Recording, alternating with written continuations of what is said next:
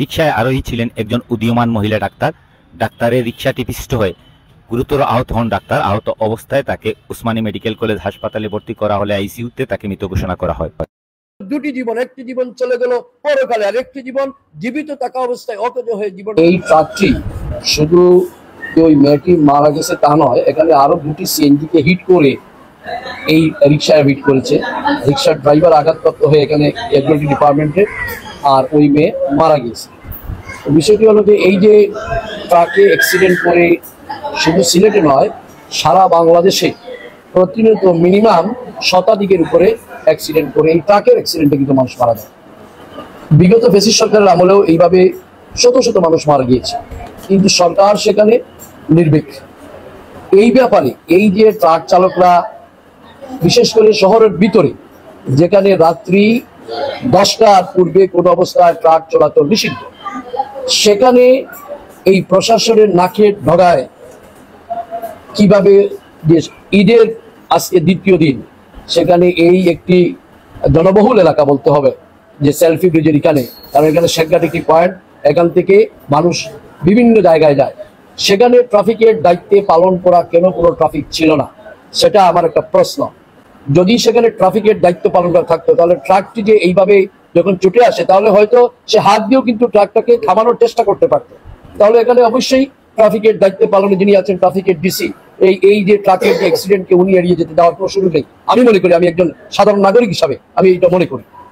তারপরে এই যে সে ড্রাইভারটা কিন্তু দাঁড়িয়ে ছিল, এখন যদি একজন মানুষ রাস্তায় দাঁড়িয়ে থাকা অবস্থায় সে যদি নিরাপত্তাহীনতায় ভোগে, ট্রাক অথবা গাড়ি তাকে আঘাত করবে, সে তো রাস্তার মধ্যখানে ছিল না। এই যে একটি এমবিবিএস পাস মেয়ে, যে মেয়েটি চিকিৎসা সেবার জন্য এসকেএস হাসপাতালে আসার পথে এই রিক্সা চালকের সাথে আলাপ করেছে যে রিক্সায় নিয়ে আসার জন্য, সেই নিয়ে আসার কথা শেষ হতে না হতেই একটি উজ্জ্বল নক্ষত্র যান কেড়ে নিল এই ট্রাকটি। এই ট্রাকের বিরুদ্ধে যথাযথ ব্যবস্থা এবং আগামী 24 ঘন্টার মধ্যে ওই ট্রাক চালককে গ্রেফতার করতে হবে। যদি গ্রেফতার না করা হয়, তাহলে আমি মহানগর বিএনপির সাধারণ সম্পাদক হিসাবে ওই পরিবার পাশে দাঁড়িয়ে প্রশাসনের বিরুদ্ধে, বিশেষ করে ট্রাফিক বিভাগের বিরুদ্ধে ব্যবস্থা নেওয়ার জন্য আমি ঊর্ধ্বতন মহলের দৃষ্টি আকর্ষণ করবো। একমাত্র পিতার মাতার সন্তান একটি মেয়ে, এই মেয়েটি কি তারা কি ফিরিয়ে দিতে পারবে? সেখানে প্রশাসনের কি গাফলতি নেই? সেখানে কি ট্রাফিক বিভাগের গাফলতি নেই? এইভাবে দেশ চলতে পারে না। ডক্টর ইউনূস সাহেবকে এই জন্যই ভারতের জাতীয়তাবাদী দল এবং আমাদের পার্টির ভারপ্রাপ্ত চেয়ারম্যান সবসময় এবং দেশের জনগণ এই জন্যই চাচ্ছে যে দেশে যতক্ষণ পর্যন্ত একটি জনগণের সরকার আসবে না, গণতান্ত্রিক সরকার আসবে না, সেখানে আইন প্রয়োগ সংস্থা ঠিকভাবে কাজ করবে না।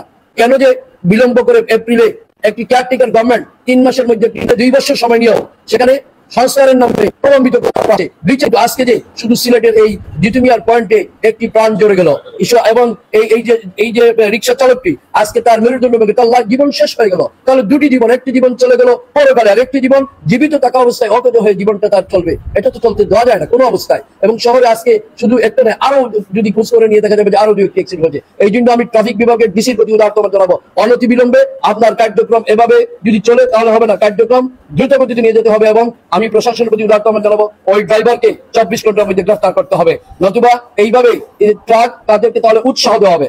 যদি তাকে আইনের আওতায় নিয়ে না আসা হয়, তাহলে কে উৎসাহ দিতে হবে? এখানে ট্রাক হাইওয়ে রোডে অ্যাক্সিডেন্ট হয়নি, এখানে একটি মানুষের যেখানে সবসময় চলাচল শহরের ভিতরে ট্রাক, এখানে একটি বাঁধ দেওয়া আছে, এই বাঁধ অতিক্রম করে 2টা সিএনজিকে হিট করে একটা রিক্সাকে চূর্ণ বিচূর্ণ করে ওই মেয়েটাকে প্রথমে গাড়ির সম্মুখভাবে পড়েছে, ওই মেয়েটাকে একদম পিছনের দিকে নিয়ে চলে গেছে। তাহলে বুঝতে হবে যে এই ট্রাক ড্রাইভার আদৌ কি ড্রাইভার, আদৌ কি এই গাড়ির কোনো ফিটনেস আছে, কোনো কিছু আছে তা বোধগম্য নয়। এই জন্য আমি বিশেষ করে আমি সিলেটের প্রশাসন, ট্রাফিক বিভাগের প্রতি আমি উদারতা জানাবো, আপনারা শহরের ভিতরে কোনো অবস্থায় যে নির্দিষ্ট টাইম দেওয়া আছে সেই নির্দিষ্ট টাইমের পূর্বে আপনারা টাকা পয়সা নিয়ে কোনো গাড়িগুলো ছাড়বেন না। গরিব মানুষ, সে নগরীর 6 নম্বর ওয়ার্ডে বসবাস করে। আমি এই ট্রাকের মালিক যিনি, আমি আশা রাখবো আমার এই সামাজিক যোগাযোগ মাধ্যমে এটা দেখার পর আপনি বসে থাকবেন না, তার চিকিৎসার খোঁজ খবর নেন, তার চিকিৎসার ব্যাপারে যে অর্থ আছে সেইগুলো ব্যবস্থা করেন, নতুবা আপনাকেও ছাড়ে দেওয়া যাবে না, আপনাকেও কিন্তু আইনের আওতায় আসতে হবে।